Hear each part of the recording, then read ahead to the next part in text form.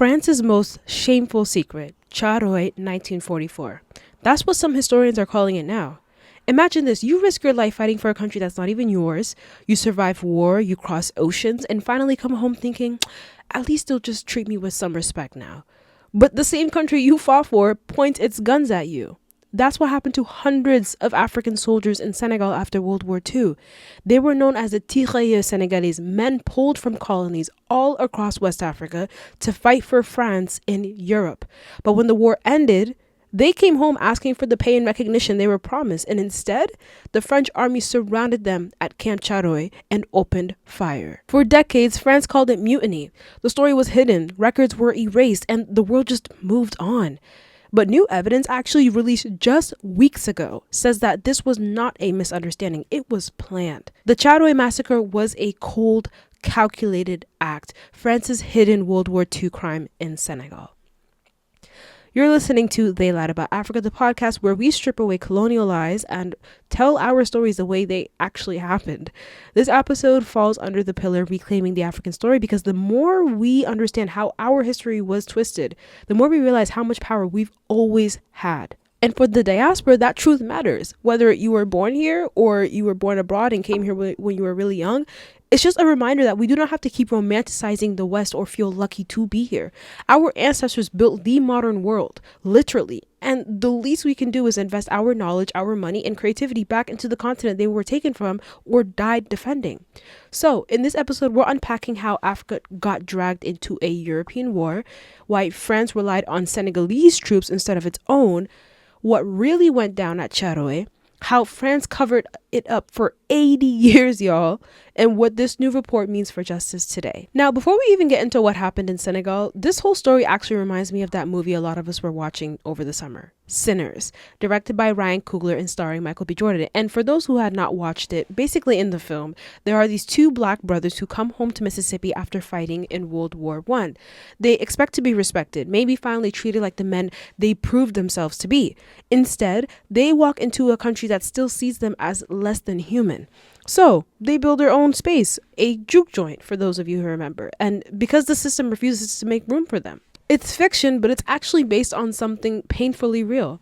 See, after both World War I and World War II, thousands of Black American soldiers came home to the same pattern: loyalty met with violence. In 1919, a veteran named Wilbur Little was lynched in Georgia just for wearing his uniform. That year became known as the Red Summer because of how many black veterans were attacked across the country.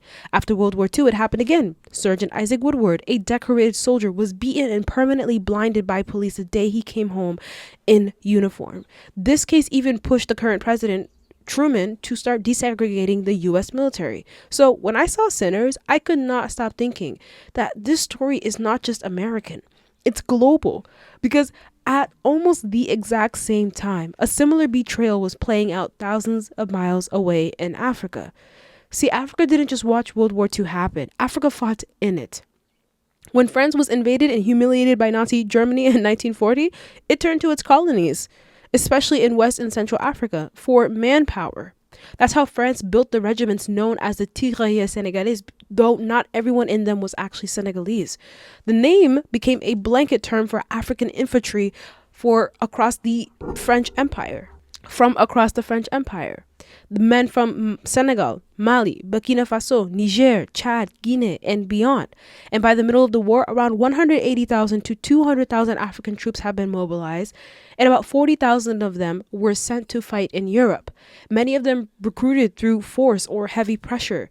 They were promised fair pay, respect, and in some cases even French citizenship. But on the ground, the reality was pure inequality, lower wages, racist officers, and fewer rations. Some of these men ended up as prisoners of war, actually, captured by the Germans during the 1940 campaign.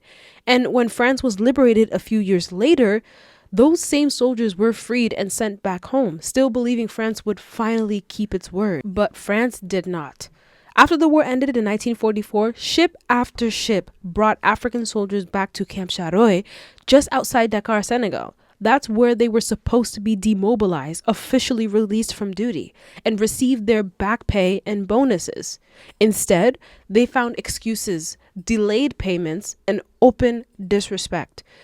the same army they had fought for now treated them like they were asking for too much. So before Thiaroye became a massacre, it was already a setup. One that started the moment France decided Africa was good enough to fight for it, but never good enough to stand beside it. Now, earlier I mentioned that not all of these men were actually Senegalese, and that the name Thiaroye Senegalese was just a blanket term France used for almost every African soldier in its colonial army.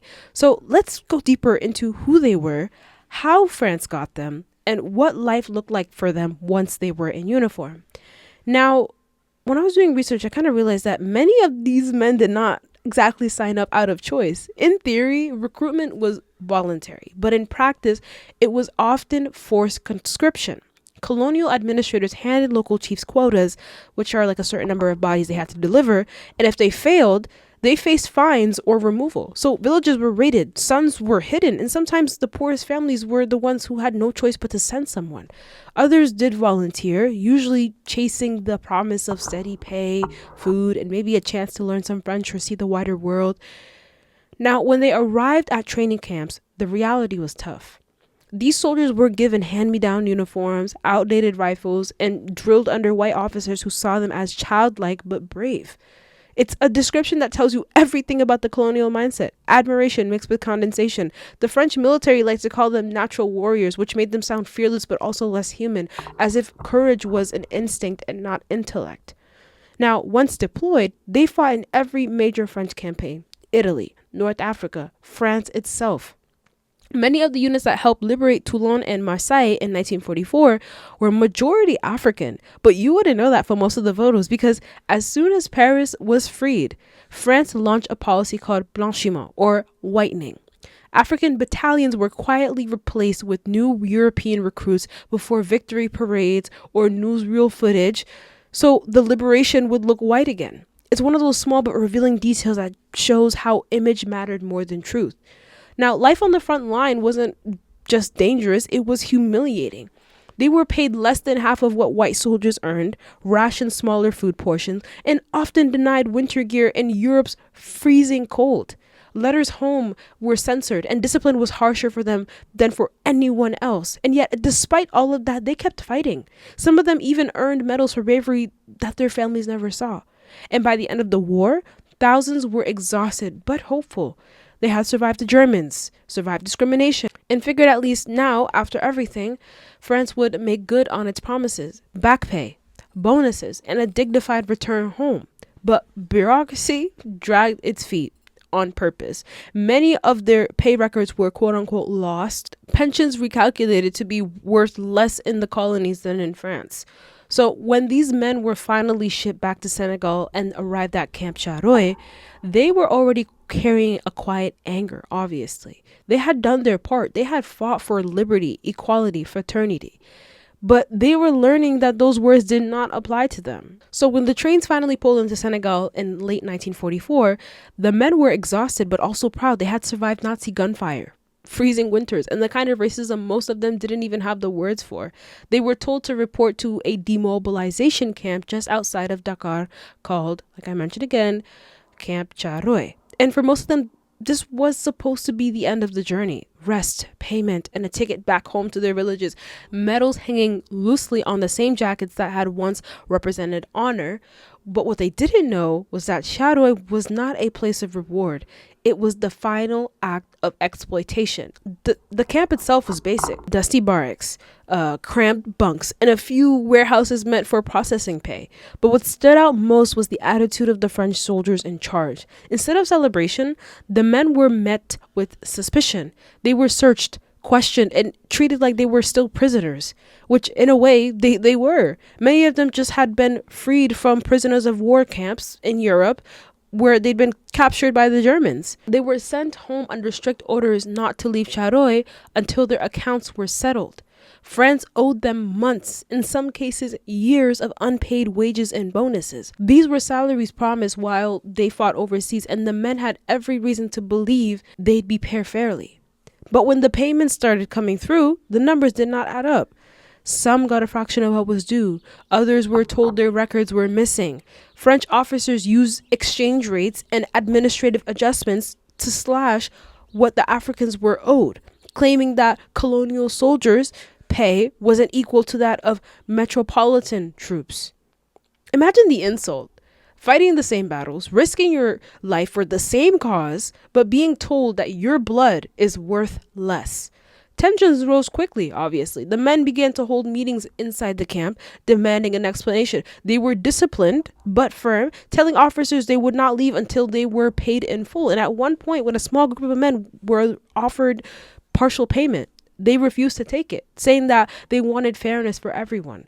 It was unity, and that scared the officers. Now, to the French command, this solidarity looked like defiance. Colonial authorities had long feared what they called African insubordination. They weren't used to seeing African soldiers question orders or stand together. In the colonial mind, obedience was expected, not negotiation. So the officers started calling it mutiny. But there were no guns fired, no threats made, just men asking for what was theirs. Over the next few days, the mood inside Thiaroye shifted from hope to quiet anger. Food rations were cut, guards were posted, and rumors spread that reinforcements were coming from Dakar. Some soldiers tried to write letters home, but the camp was under surveillance. Others prayed, believing maybe the next morning France would come to its senses. But obviously, France did not. Now, on December 1st of 1944, dawn broke quickly over the Camp Thiaroye. The soldiers, many still half asleep, expected another day of waiting, another round of empty promises. Some were lining up for breakfast, others were sitting in the dirt, writing letters home, telling their families they'd be back soon. None of them knew the French army had surrounded the camp during the night. Armored trucks and jeeps lined the perimeter. French soldiers stood on alert with orders that were already written hours later. The men inside Thiaroye were unarmed. Their rifles had been confiscated the day they arrived for security reasons. They had nothing, no weapons, no protection, only the belief that the people who called them comrades wouldn't open fire. Around mid-morning, a senior French officer arrived and demanded that the African soldiers return an amount of money the army claimed they had been overpaid the previous day, which was false. When they refused, insisting they only wanted what they were owed, an argument broke out. Then came the order that changed everything. Tanks moved forward, soldiers took positions, and within moments, machine gun fire ripped through the camp. Men ran in every direction, some trying to hide behind trucks, others dropping instantly. Eyewitnesses said that the shooting lasted for minutes that felt like hours. The ones who survived hid under the bodies of friends or escaped into nearby fields. When the firing stopped, the camp was silent except for the sound of the wounded. The official French report claimed 35 men were killed and 35 were wounded, but every soldier who spoke years later said that number was a lie. Historians, journalists, and the recent 2025 Senegalese white paper estimate that 300 to 400 African soldiers were killed, 10 times what France admitted. Many were buried in unmarked graves around the camp, and dozens simply vanished from all records. The massacre was not chaos, it was planned. So the new report actually found evidence that the order to restore order by force was written in advance, meaning the French command had already decided to make an example of these men.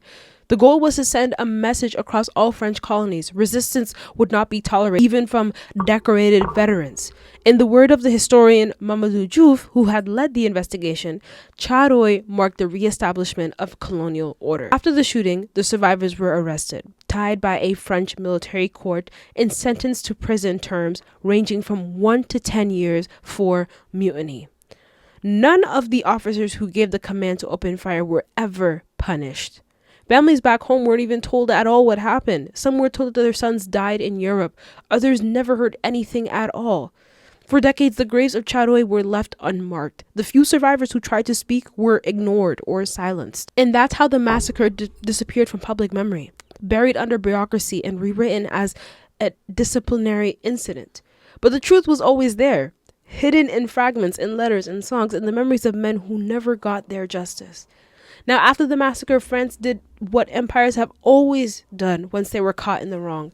It rewrote the story. Within days, the colonial governor of Senegal sent a report back to Paris describing what happened at Thiaroye as a mutiny suppressed. The phrasing was deliberate. It made the soldiers the criminals and the army the victim. There was no mention of hundreds dead, only a few casualties. The survivors, those who had not been killed, were shipped off to prisons in Saint-Louis and Gore Island.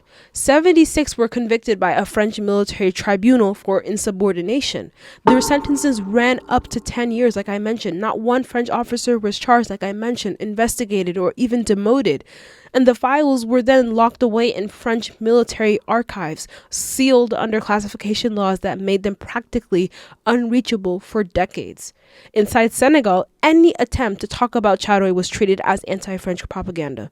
Families were told their sons had died in service, like I mentioned, or they died in the war, or whatever happened to them.